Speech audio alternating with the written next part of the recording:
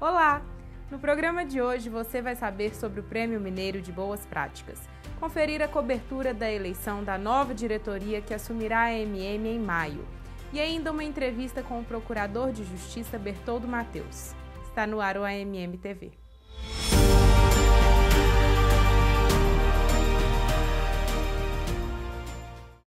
Novos modelos de gestão pública surgem a cada dia. Já podemos observar que algumas prefeituras deixam de ser burocracias convencionais para se transformarem em organizações inovadoras. Com o intuito de incentivar os municípios, a associação está na 7ª edição do Prêmio Mineiro de Boas Práticas. Quem explica melhor é o técnico da associação, Licínio Xavier. Na realidade, nós estamos já em visita aos municípios, 15 municípios selecionados, para uma avaliação criteriosa das práticas a serem apresentadas quando do Congresso Mineiro de Municípios. Tivemos aí um número de inscrições que suplantou tanto quanto de ano passado. Então, para nós foi um motivo de muito orgulho e privilégio por parte dos gestores públicos municipais. Agora vamos falar das mudanças na AMM. Em maio, a gestão na Associação Mineira de Municípios se renova. No dia 30 de março, foi definida a eleição com uma chapa única. Confira.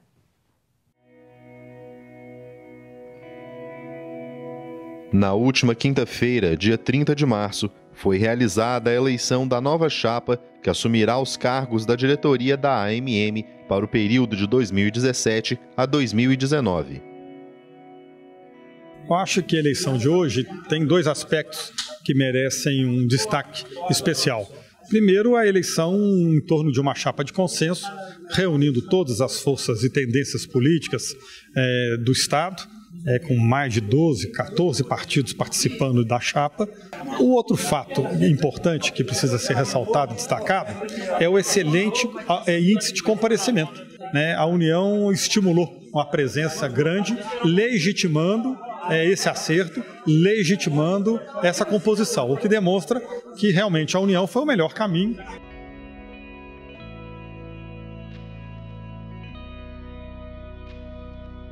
O fato da AMM ter conseguido, na sucessão agora, formar uma chapa de consenso tão ampla e de uma forma tão amigável, digamos assim, é uma boa notícia, porque uma disputa numa entidade de classe acaba deixando algumas cicatrizes que dificulta a continuidade ou a retomada dos trabalhos num bom ritmo.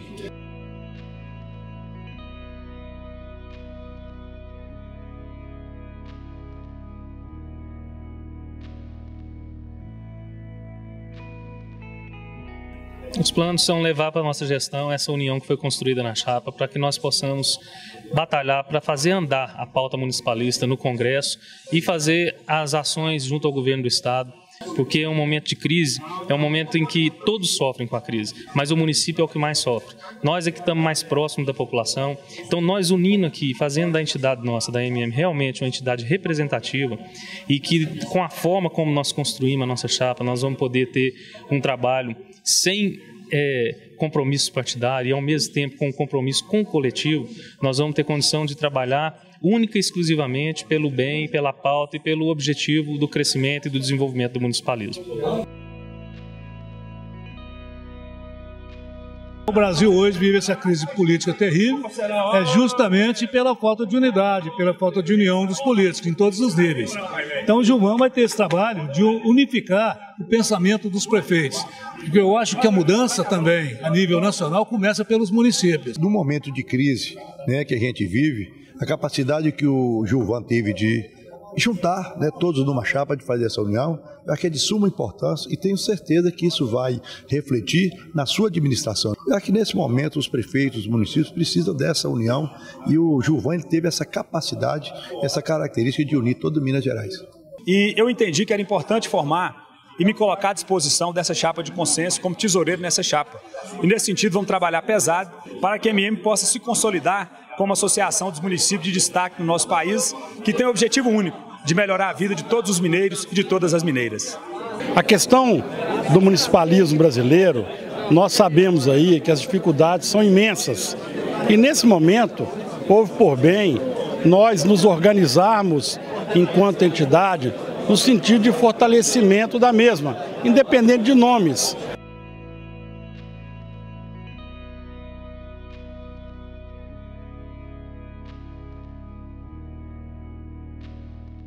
Sem dúvida nenhuma, o prefeito Gilvan reúne todas as condições e qualidades inerentes à função que ele vai exercer como dirigente máximo da AMM.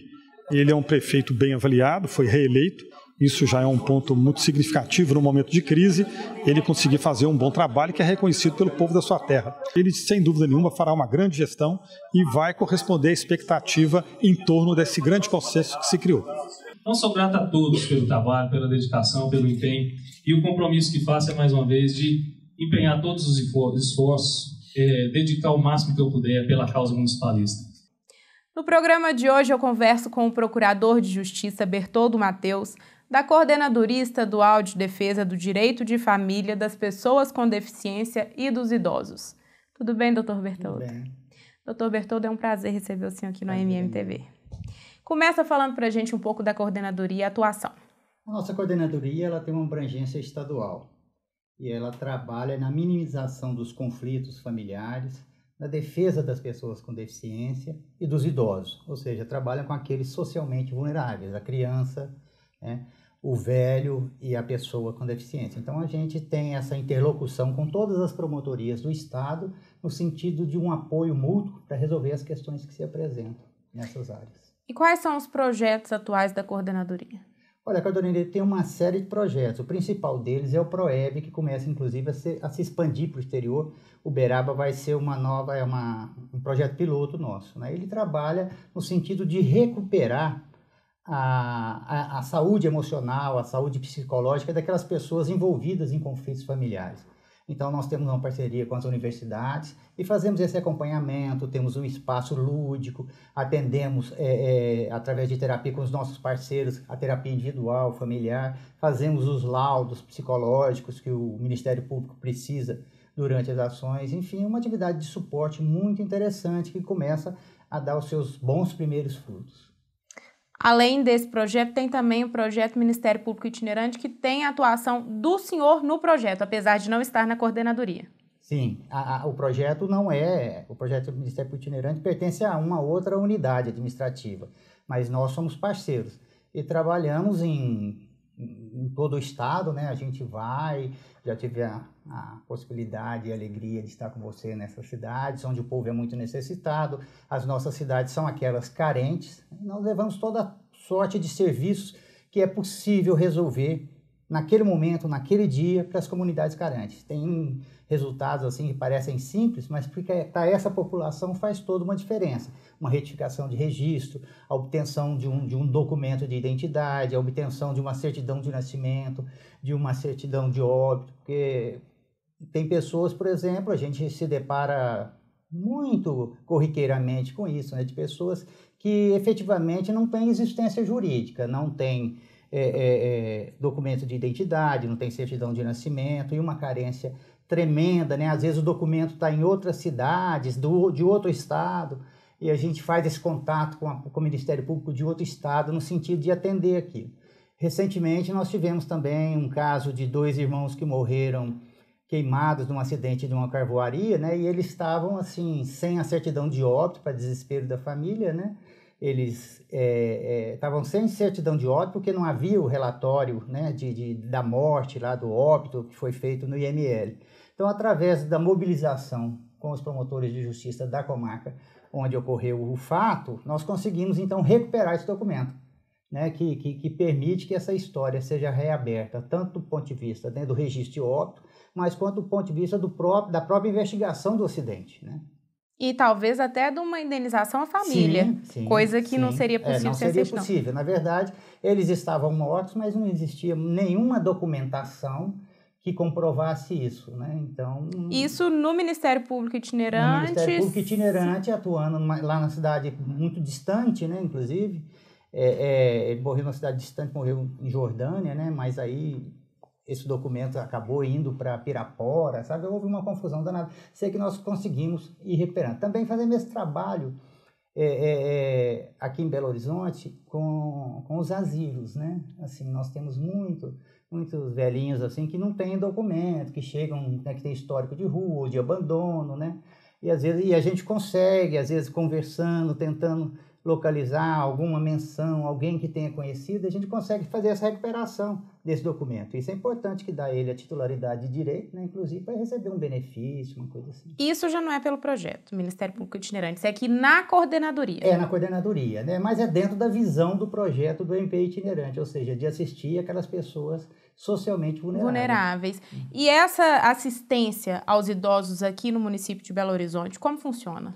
Olha, a assistência aos idosos está acontecendo assim, nós estamos buscando uma série de parcerias, temos parceria com CEPAS, temos parceria com ONGs, e vamos acabar de realizar nessa quarta-feira visita pessoal nas 28 ILPIs que recebem recursos, né? Então nós fomos conhecer essa realidade que é muito triste, é de muita dificuldade, né?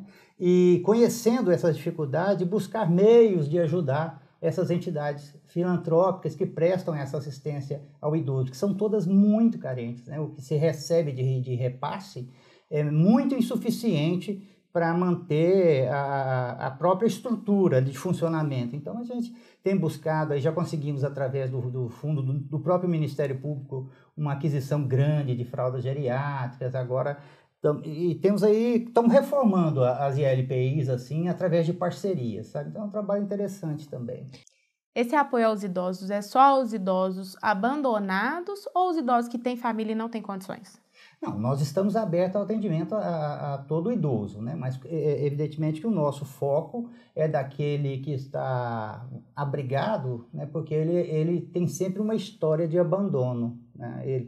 Ninguém vai, muito raramente, né? Você vai a um asilo por vontade própria, porque o que se quer sempre é manter uma referência, né? Então, às vezes é pelo abandono da família ou pela própria solidão de vida, né? Que a pessoa acaba, né, sendo atendida, sendo abrigada num asilo, né? Mas nós estamos abertos, atendemos outros casos também que diz respeito, seja a maus tratos, a violência, a abuso financeiro contra idosos, né? Nós atuamos também. Eu me lembro que em uma ocasião com um senhor em uma cidade, nós presenciamos um caso de uma senhora que não estava recebendo a aposentadoria e outra pessoa da cidade estava recebendo dinheiro por ela. As pessoas que passam por essas situações em Minas, elas devem procurar a coordenadoria? A coordenadoria em Belo Horizonte e no interior as promotorias, né? Podem ir lá, procurar o promotor, relatar o fato. O promotor tem vários instrumentos de tentar resgatar, né? De resgatar esse direito que muitas vezes é até o abuso parte da própria família também, isso é inegável, é uma triste realidade. Mas é possível sim. Então, o promotor no interior e a nossa coordenadoria aqui tem sempre assim a disposição e a vontade, o interesse em ajudar quem quer que nos procure.